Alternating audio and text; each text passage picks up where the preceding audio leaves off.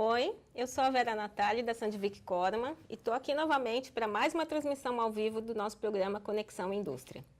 Para quem está aqui pela primeira vez, nesse canal a gente vai trazer vários convidados que vão falar de assuntos variados da indústria. Podem ser sobre indústria 4.0, liderança, sustentabilidade, claro, dicas de usinagem.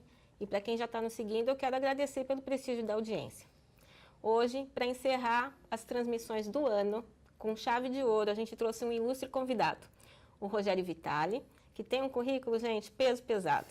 Ele é engenheiro mecatrônico formado pela USP, mestre em robótica pelo ITA, foi pesquisador na Unicamp, na Unesp, no Centro Técnico Aeroespacial e no Instituto de Estudos Avançados. Também trabalhou na indústria, em renomados fabricantes de robôs, até ele partir para a construção do próprio sonho dele, que foi a fundação do Instituto Avançado de Robótica. E ele já formou muitos profissionais, mais tarde a gente vai saber quantos, tá? Hoje ele vai falar um pouquinho para a gente sobre a desmistificação da mecatrônica e a profissão robotista na indústria 4.0. Por favor, mandem suas perguntas, usem a conexão, hashtag Conexão Indústria. E, por favor, né, se gostarem, é claro, né, curtam aí. Rogério, a gente tem muita satisfação em te receber aqui. Obrigada pelo convite já, de cara. E você vai encerrar com chave de ouro, eu tenho certeza, porque tudo que você vai compartilhar com a gente. Já vou começar com uma pergunta bem polêmica. Pode explicar para a gente as diferenças e semelhanças entre a profissão de engenheiro mecatrônico e de engenheiro robótico? Parece que tem muita confusão, né? Isso não está muito claro para as pessoas, né? Sim. Vera, muito obrigado pela oportunidade de estar aqui. Sempre um prazer. Espero que eu possa contribuir ao longo aí da nossa transmissão. E uma pergunta bem interessante, né? Essa diferença entre mecatrônica e engenharia robótica. Mas, na verdade, a mecatrônica ela tem um grande problema, né? Ela não foi desmistificada. Eu acho que essa é a palavra. Então, tem uma grande confusão aqui no Brasil, por parte do MEC, do Conselho Regional de Engenharia, quando, na verdade, tudo é muito simples. O termo mecatrônica, ele foi criado na Yaskawa, Japão, né? Japão, no chão de fábrica da indústria japonesa, por um engenheiro sênior chamado Tetsuro Mori, onde você tinha dois profissionais, né? O expert em mecânica de um lado, o expert em eletrônica do outro. Esses dois profissionais não conversavam. Então ele criou o termo mecatrônica porque percebeu essa dificuldade. Especificamente a Universidade de Tóquio e a Universidade de Fuengi perceberam que poderiam criar o curso e foi criado o curso. Então isso veio para o Brasil, aí com a USP, quase meio século, mas veio como nome de controle e automação. Entendi. Então, na verdade, tem essa confusão, né, com o termo, e muitas vezes é uma ênfase da engenharia mecânica, é uma ênfase da engenharia eletrônica, quando na verdade você tem a união de três competências, né, mecânica, eletrônica e computação. E o curso de engenharia robótica, no Brasil, ele não existe. Ele não existe? Ele não existe. Não tem regulamentação pelo MEC, pelo CONFEA. O que é o CONFEA? O CONFEA é o Conselho Federal de Engenharia. Entendi. É o órgão que fiscaliza todos os conselhos regionais. Então, no mundo já existe, mas no Brasil não existe. Vamos falar mais para frente da nossa pós, que a gente está trazendo inédita para a área de engenharia robótica. Legal. Interessante. Acho que ficou claro, né? Agora, assim, Rogério, que competências essa indústria 4.0 que está aí, né, se configurando no horizonte, exige desses profissionais já formados e dos jovens estudantes de mecatrônica e engenharia robótica que ainda vão se formar? Né? Que competências essa indústria está exigindo desses profissionais? Olha, o estudante de mecatrônica, né, vai ter que ter as competências clássicas, né? Ele estuda várias áreas, desde mecânica, pneumática, controle. Ele vai precisar ter essas habilidades. O estudante de robótica vai ter isso um pouco mais focado, mas o robotista, ele precisa conhecer isso num nível mais sofisticado, porque ele está programando, né, os robôs no chão de fábrica. Isso é muito interessante. Nós, junto com o pessoal aí da Siemens, discutindo, mapeamos pelo menos 4 competências necessárias para essa área da indústria 4.0. Então, a primeira é conhecer de robô, né? Aliás, é um pilar da 4.0, é muito importante. Depois, conhecer de periféricos e acessórios de robô, né? Isso é automação, isso é controlador lógico programável, CLP ou PLC. Essa é a segunda competência. A terceira competência, importantíssima, conhecer e saber tudo do processo. O processo industrial é onde tem um problema na indústria, que ele precisa ser resolvido. Então, você tem que dominar o processo, entender muito bem ele para pensar em resolver com automação. E a quarta competência, que é uma competência super nova, que a gente está correndo atrás aí para aprender, é a parte de manufatura digital, onde traz o comissionamento, né? O virtual commission. Interessante. Você pode explicar para a gente um pouquinho, dentro desse contexto, o que significa exatamente manufatura digital, o que é comissionamento virtual? A manufatura digital é onde eu vou estudar todo o meu problema, né, todo o processo, com a riqueza de detalhes, com todos os aparatos necessários no mundo virtual. Então, eu vou transferir a minha fábrica para o computador, por um software importante que faz tudo isso com bastante análise. Eu faço todas as análises, avalio todo o processo, tudo aqui, no computador. Tudo aqui. Depois, o que a gente chama de comissionamento virtual, né, que é uma área super quente da 4.0, é onde eu preciso basicamente, né, testar tudo isso. Então eu preciso testar se um sinal do robô está chegando no PLC, se um sinal da rede está voltando, se um dado da produção em nuvem, né, veio para a célula robótica, e eu preciso o quê? Testar lógica, testar condição de segurança, testar setup, para depois juntar tudo isso no mundo virtual, comissionado, testado, e mandar para o chão de fábrica, mandar para o mundo real. E as coisas têm que funcionar. Perfeita explicação, hein? E qual o papel dos robotistas nesse contexto? O que destaca, no que ele se destaca do estudante de mecatrônica ou de robótica industrial? Por exemplo, o estudante de mecatrônica, ele vai estudar muitas competências, né, e muita coisa pertinente ao currículo de mecatrônica. Então não é só robótica. Ele vai estudar uma série de sistemas mecatrônicos, subconjuntos mecânicos, etc. O estudante de robótica industrial, que é um pouco mais pontual, ele está um pouco focado na área específica de robótica. Agora, o robotista é realmente o cara que põe a mão na massa. É quem realmente programa os robôs no chão de fábrica e tem essa responsabilidade, principalmente com a parte de segurança. Então, essa é a diferença. O robotista tem que conhecer mais de análise, tem que conhecer mais de processo, porque os problemas na indústria estão cada vez mais sofisticados e complexos. Então, o robotista ele tem uma visão mais holística. Perfeito. Entendi. Perfeito. Não é uma coisa mais pontual, ele é uma visão holística. Ele tem que entender de um pouco de tudo para poder fazer todas as ligações e fazer a coisa acontecer. E é um apelido, né? Robotista, como a profissão não é regulamentada ainda no Brasil, é um apelido que a indústria deu para o profissional que trabalha com isso. É chamado robotista. Robotista. E a gente, então, ele é um especialista, né? Sim, é um expert. Agora, a gente ouve falar também, em algumas literaturas por aí, de roboticista. Qual a diferença de... Olha só quantos nomes, gente. Mecatrônico, engenheiro mecatrônico, o engenheiro de robótica industrial, o robotista e o roboticista. O que é o roboticista? Excelente pergunta. O robotista, ele não trabalha sozinho no processo, né? Porque o processo ele tem uma série de detalhes que envolve outros profissionais. Então, o robotista é o expert, o profissional do robô. Concomitantemente com ele, está junto o PLCista, né? Mais um termo aí que a Vera colocou. O que é o PLCista? Explica pra gente, Rogério. Vamos lá, o PLCista é o cara que trabalha com automação, especificamente com o PLC. O que é o PLC? O PLC sigla do quê? É controlador lógico programável, em português, né? CLP ou PLC em inglês. É uma caixinha desse tamanho, que para quem não conhece, né, da indústria, você pensa que é um cérebro que comanda todo esse funcionamento da célula. Esses dois profissionais no Brasil trabalham juntos. E é muito importante para entregar a célula funcionando. Então, o roboticista, como tem nos Estados Unidos, como tem na Europa, é a evolução do robotista.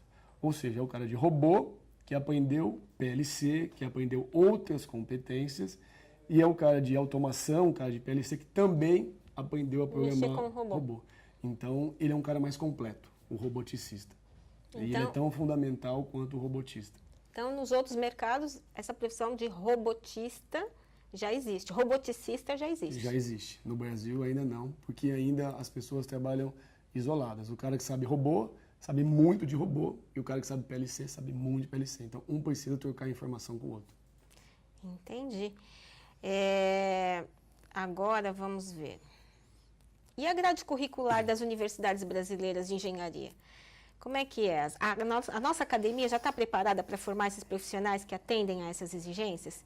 Aliás, acabou de chegar uma pergunta aqui do Cleiton, e ele fala, professor Rogério, fala um pouco sobre a adesão da indústria brasileira para o uso dos robôs. Depois a gente vai voltar com essa pergunta. Um abraço aí pro Cleiton, ex-aluno do IAR. É mesmo? Muito bacana. Mas vamos só fazer uma pausa para responder essa coisa da academia, né? Tá. Beleza. Bom, importante. A resposta, infelizmente, não. A universidade... Não estão preparada? Não. E o que falta? Falta verba, falta conhecimento, falta jovens motivados para seguir essa carreira? Falta tudo isso que você falou e mais uma série de outros detalhes. Então, a primeira coisa, qualificação dos professores, laboratório, tem que ter um marco regulatório também, tem que ter uma política de incentivo do governo. Rapidamente, o professor, ele precisa se tornar um consultor. Não estou dizendo que ele não tem conhecimento no que ele fala, no que ele explica.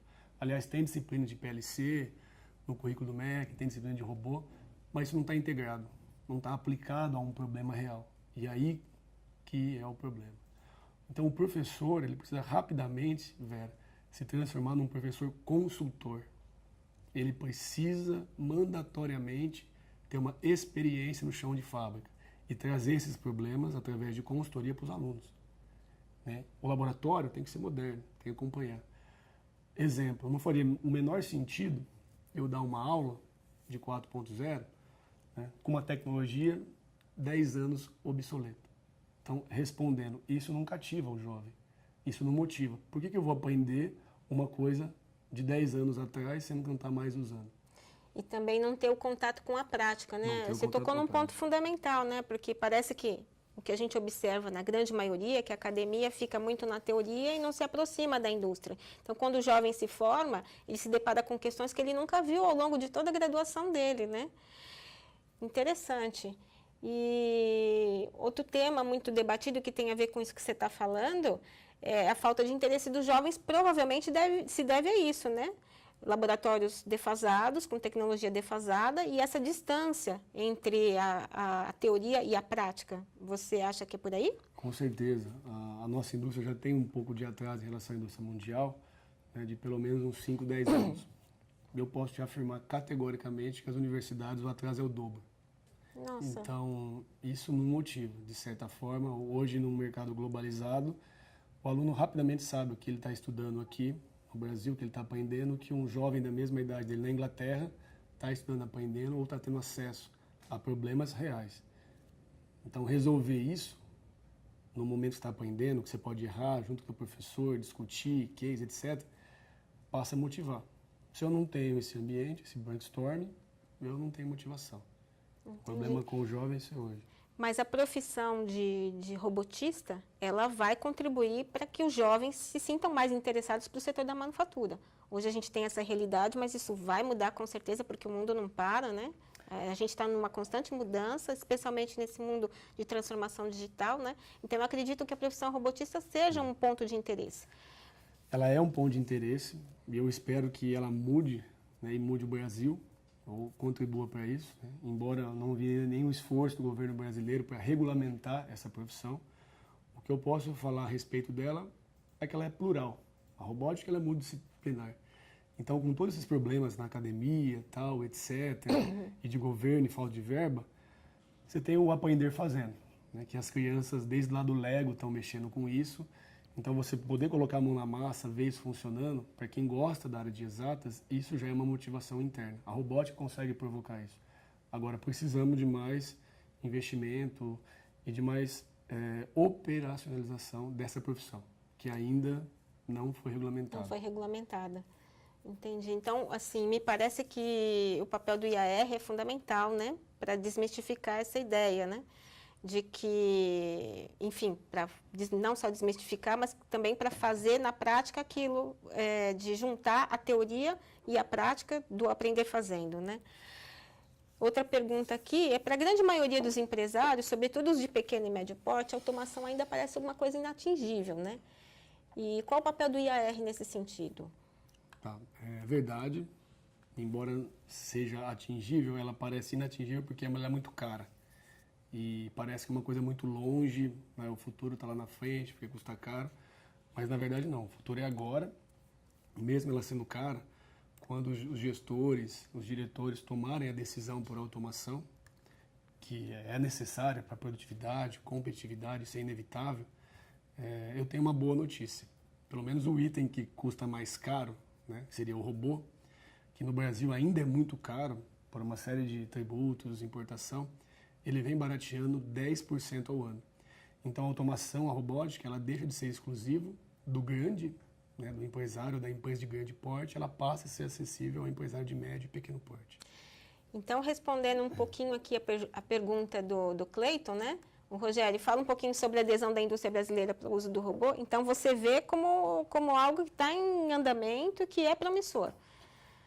Porque, assim, uma coisa é os robôs estarem se barateando e serem mais acessíveis, mas a indústria enxerga a robotização ou a digitalização de suas plantas como algo ainda um bicho de 7 cabeças, existe muita barreira, existe muita resistência. Como que está essa adesão? Uma coisa é a parte financeira, né?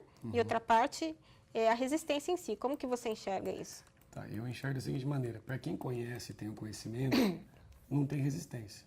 Ele sabe que é um caminho necessário que ele vai ter que percorrer. Então, quem tem a informação. Quem não tem a informação ainda tem esse mito.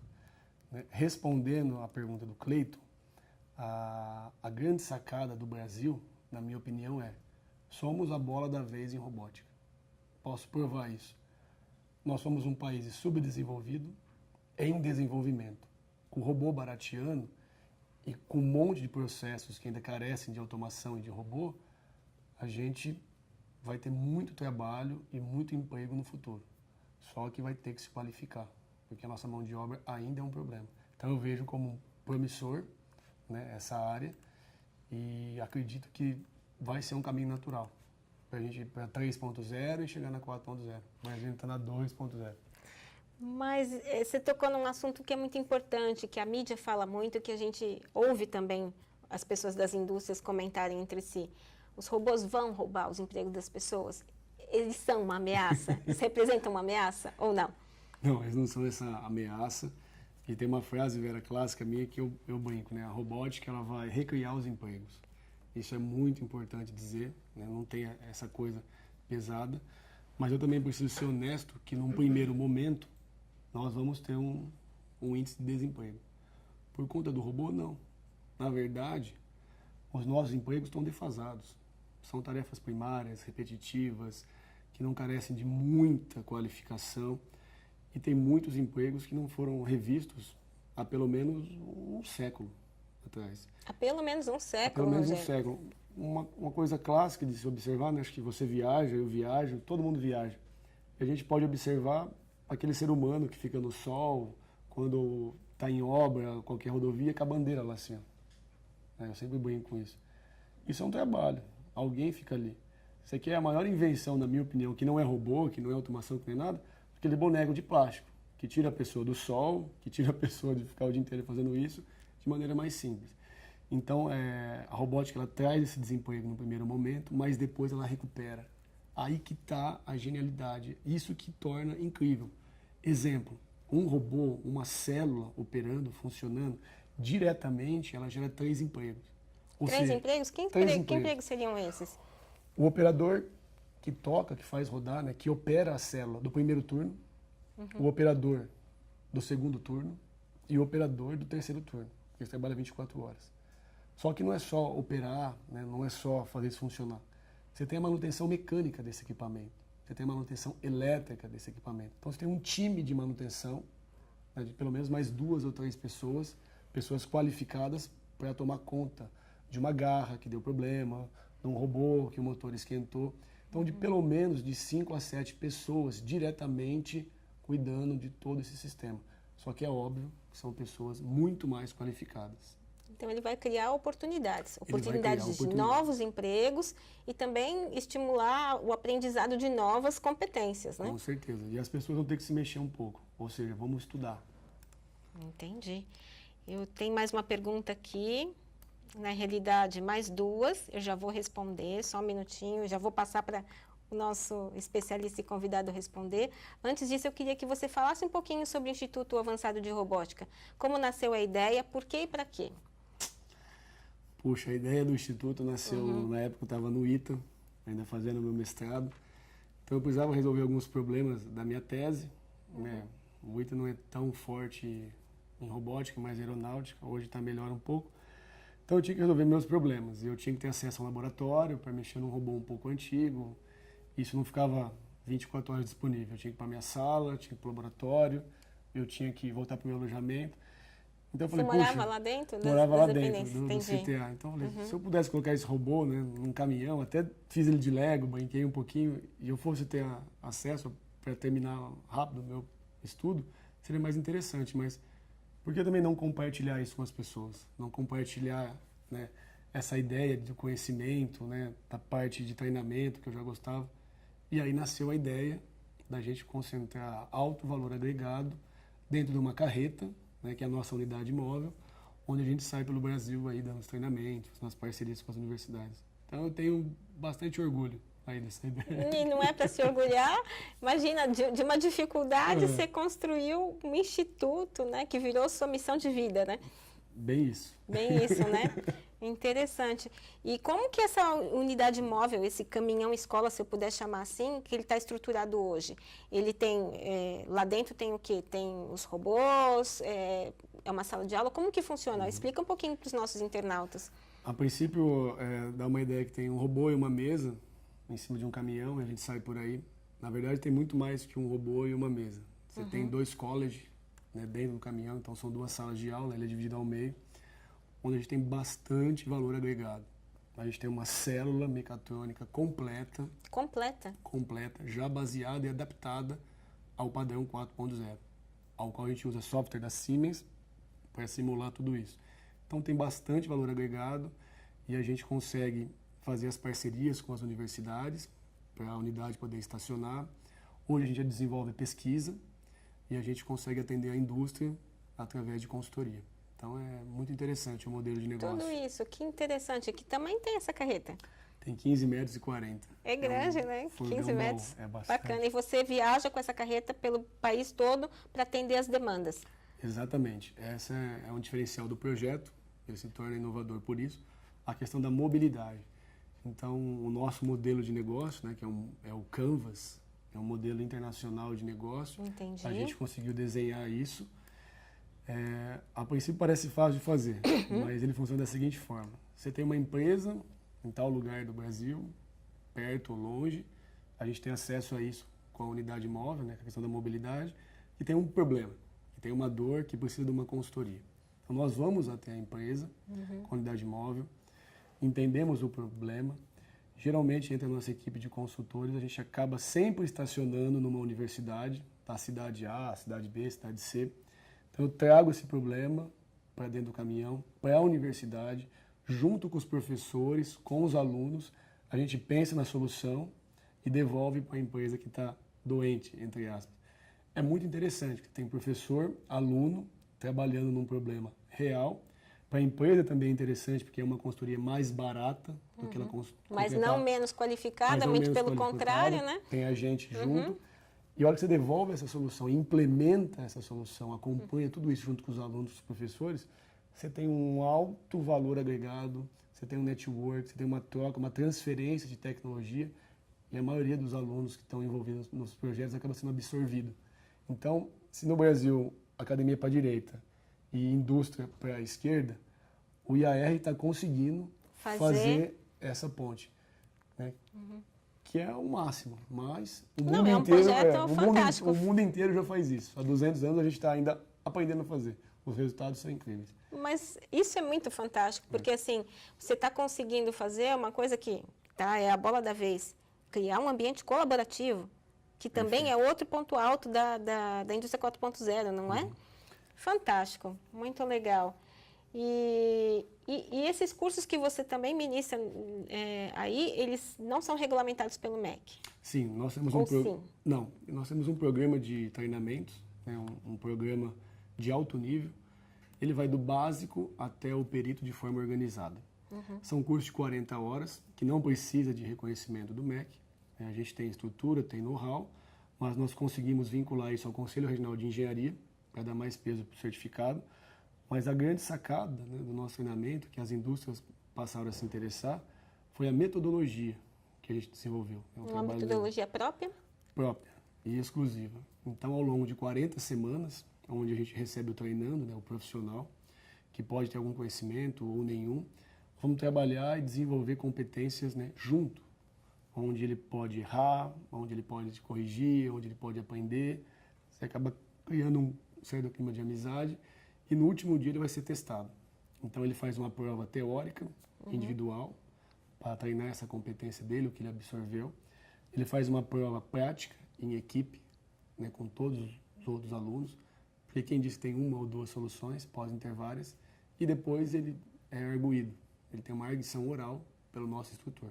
Ele sendo aprovado, ele tem o diploma dele, e ele está pronto para ser um robotista e programar o robô que ele quiser.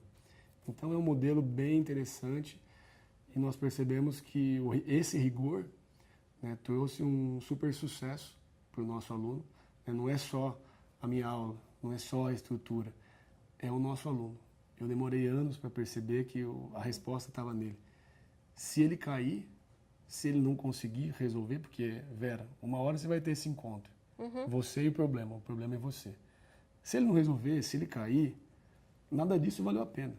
Não tem o menor sentido. E a gente cai junto. Mas ele não está caindo. Esse aluno nosso está fazendo muito bonito. E ele está lembrando quem ensinou ele está lembrando onde ele aprendeu. A prova disso é que tem aluno nosso no México, no projeto da Volkswagen, e recentemente 2 foram aprovados na Califórnia, na fábrica da montadora Tesla. Nossa, que legal. orgulho! Parabéns! Bacana Obrigado. isso, né? Dá muito orgulho, né? E o IAR completou mais de 2 anos de existência, né? Quantos profissionais vocês formaram até agora? Nós formamos aproximadamente 150 robotistas. Se você pensar do ponto de vista quantitativo, é muito pouco. Né? Mas qualitativamente falando... Não tem muita expressão. Mas do ponto de vista qualitativo, bem tocado, são pessoas do mais alto nível, que a gente tem um super orgulho de entregar isso para o Brasil pronto. Nesses 2 anos e meio, 8 filiais, 150 peritos formados, parceria com a Siemens PLM, uma parceria interessantíssima, onde a gente consegue ter acesso aos softwares da indústria 4.0, virtualizar todo esse ambiente, mostrar a tecnologia, né, para as empresas, olha o que acontece no mundo virtual, como que é no mundo real, como pensar nessas competências para o profissional do futuro. Lembrando que o futuro não pode ser muito longe, né? Ele tem que ser agora. O futuro já está aqui, tem que né? ser agora. Na nossa frente, a gente está vivendo, né? É. Então, assim, e como tem sido o interesse das indústrias em relação ao trabalho de vocês? É uma pergunta também. Tá. E a procura da academia. A academia está procurando vocês? Porque você já falou que tem as parcerias, né? Então, qual é o interesse da indústria? Se eles estão procurando vocês para fazer requalificação do pessoal deles ou fazer uma nova qualificação que seja, Tem e por parte da academia? Tem interesse das duas partes. A indústria, né, sempre se interessa pela qualificação de alto nível. Olha, tem os nossos robotistas, alguém que já programa, mas tem uma série de vícios, ou eu preciso formar um cara nesse nível para substituir o integrador ou para trabalhar junto com o integrador. Então, o nosso alto nível de treinamento, né, a nossa qualidade proporcionou essa procura da indústria. Os projetos que nós fazemos também, né, as consultorias, têm aberto bastante portas. E a academia está procurando pela pesquisa que a gente desenvolve e pela nossa pós-graduação, que a gente lançou esse ano na FEIMAF 2017, numa feira importante aqui em São Paulo.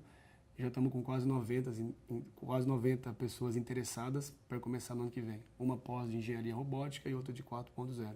Então as academias têm interesse em fazer esse tipo de trabalho com a gente. Posso dizer que está de vento em polpa.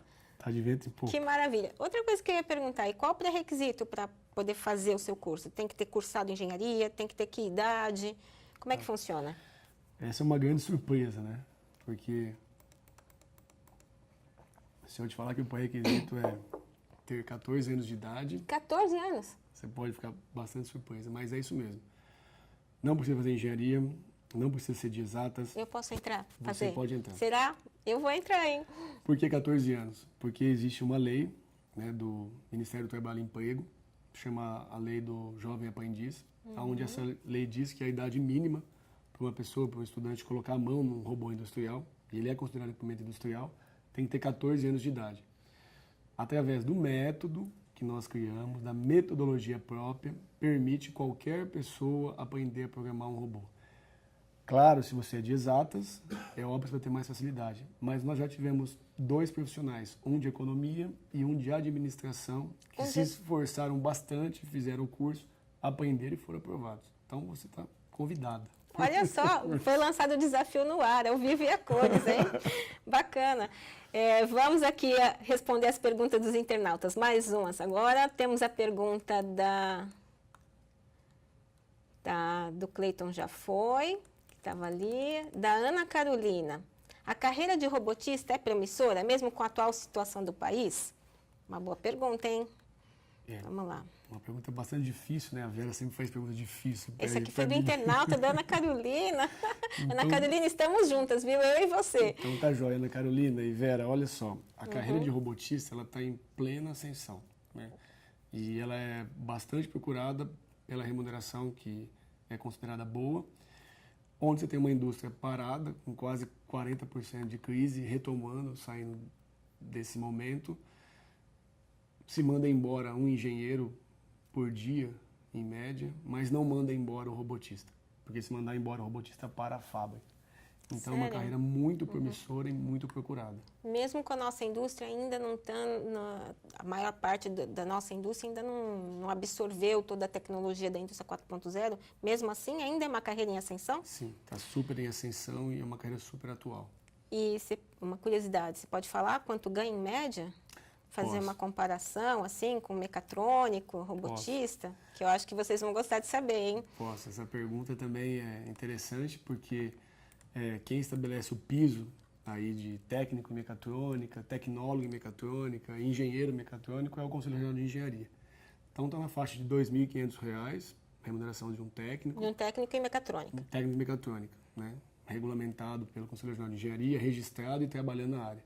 R$ 4.000, um tecnólogo, e um engenheiro formado júnior, um engenheiro mecatrônico sem experiência, aproximadamente de 8 a 10 salários mínimos, dá uns R$ 6.000.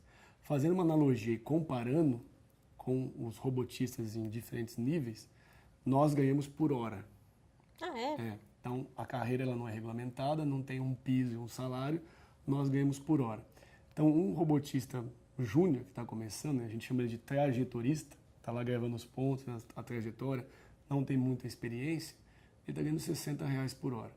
Comparando com o técnico, que ganha 2.500, você multiplica 40, 50 horas, às vezes até mais, que ele trabalha por mês, né, por semana e por 4, você vai ver que o salário dele é pelo menos o triplo de um técnico. Do técnico em mecatrônica. Um tecnólogo que ganha 4.000, você tem já o hobbycadista, o cara que já... Hobbycadista? Hobbycadista que é o robotista que conhece um software chamado HobbyCAD. Hoje esse software está dentro do Process Simulator da Siemens. Então ele já consegue fazer uma programação, um código offline e descarregar no robô. Então ele tem um pouco mais de conhecimento. Ele seria equivalente ao tecnólogo. Então a hora dele sobe de 60 para R$100. Se você também fazer a continha e multiplicar, vai dar mais que o dobro de um tecnólogo. E por último, comparando ao engenheiro mecatrônico, você tem o programador de robô, ou robotista. Esse está na faixa de R$200, R$240. Por hora? Por hora. Você faz a continha, multiplica às vezes por 60, 70 horas, que ele trabalha muito mais, né, do que 40, depende da demanda da fábrica. Às vezes você chega ao triplo do salário de um engenheiro. Nossa. Então é bastante promissor. Quem quer ganhar uns Interessante. trocos, né, pode entrar na área. Legal. E aqui temos pergunta de mais uma mulher, Gislaine Marques. Fale um pouco sobre a dificuldade da inserção das mulheres neste mercado de trabalho. Boa pergunta, hein? Como é que é esse mercado aqui para as mulheres? Tem dificuldades? Nós formamos 2 mulheres robotistas, né, desses 150. Pessoas excelentes, do ponto de vista técnico, e pessoas muito sérias quanto às suas posturas. Infelizmente, eu tenho que admitir que existe, né, uma barreira para as mulheres, né, onde você tem uma séria dificuldade de ela trabalhar, né, por uma série de outros motivos que são do mercado, da indústria, um pouco mais machista, tal, etc. O que é uma pena. Isso tem que ser quebrado, porque todas as mulheres são tão competentes, ou até mais do que os homens. A gente tem que deixar de lado o banal e trazer o genial. Na minha opinião, o genial é o mérito. Eu sempre defendo isso. Nossa, bacana, hein? Gostou, Gislene? Eu gostei muito. Legal. Outra coisa também que eu queria perguntar, que é uma curiosidade minha, eu queria saber qual setor da indústria você já observa uma maior robotização, Rogério? Com certeza o automobilístico. Por quê? São nessas fábricas, né, nessas montadoras que fazem os nossos carros, os nossos veículos, onde tem muita engenharia envolvida, muito valor agregado, que tem a maior parte de robôs. Você tem uma série de departamentos, né, e partes da fábrica, como pintura, né, montagem, testes, etc. Mas você tem um setor chamado body shop. Que é o body shop? É onde é feito toda a parte de solda do carro, toda a parte, né, de estruturação. Ali você tem o frame, tem muito robô ali, porque é um processo perigoso, ele é insalubre, às vezes o trabalhador inala aquela fumaça da solda, pode cair alguma peça, então você tem muito risco ali. É uma área excelente para colocar robô e tirar o homem, o ser humano, desta hostilidade. Entendi. Então ali emprega muito robô. E você ir para os outros setores da indústria, você enxerga que está crescendo essa robotização? Sim. Também tem mercado, tem oportunidades? No mercado, né, que a gente chama de GI, né, General Industry, mercado farmacêutico, a área de foods, né, a área alimentícia também, paletização, são aplicações onde você tem uma série de problemas, né, o ser humano também carregar uma caixa, isso não fazer bem para a saúde dele, e precisar paletizar através de uma máquina automática, que pode ser uma paletizadora, mas também pode ser um robô. Então, está crescendo outras áreas também, principalmente a área de serviços, né? Aí com os robôs colaborativos, que estão um pouquinho alto. E olha só, você falou isso, acabou de chegar uma pergunta, se podia explicar um pouquinho sobre o que são os cobots e como eles estão sendo usados pela indústria. Você já acabou de falar, né? Os robôs colaborativos. Os robôs colaborativos, né? O termo cobot, ele vem disso daí, né? Collaborative Robot. Então, é um robô de serviço, geralmente ele não pega peso muito alto e eu preciso fazer essa operação. Imagina nós dois, nós vamos trabalhar junto e o robô bate na Vera, encosta.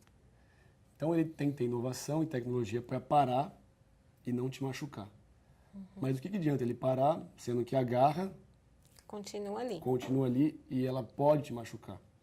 Então não adianta o robô ser colaborativo. A garra também precisa ser colaborativa, a operação precisa ser colaborativa para a gente tirar, para a gente inibir aquele enclausuramento, que é aquela proteção. Então os fabricantes de robôs estão trabalhando nessa área de inovação, mas né, as empresas que fazem garras também estão avançando. Temos um parceiro nosso, que é a Schunk, trabalha com garras colaborativas. E é claro, a maior dificuldade hoje do cobot é você achar uma aplicação na indústria. Então, estamos contando com os operadores mais antigos, mais experientes, para encontrar uma aplicação que ele possa realizar, Porque, por exemplo, um cobot trabalhando no body shop lá de uma montadora já não serve.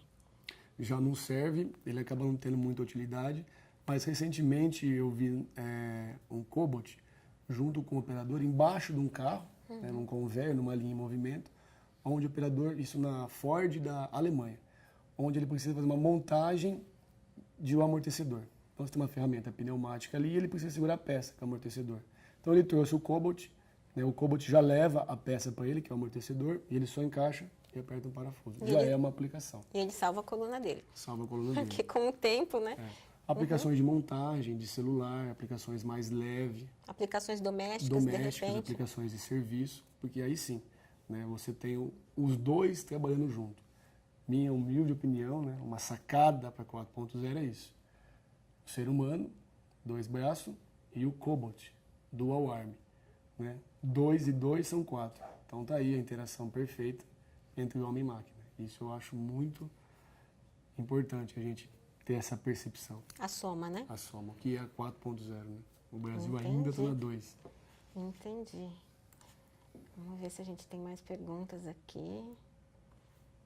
Você pode falar um pouquinho da pós-graduação, que você falou rapidinho, como que foi estruturado, nasceu de uma demanda do mercado, como é que funcionou?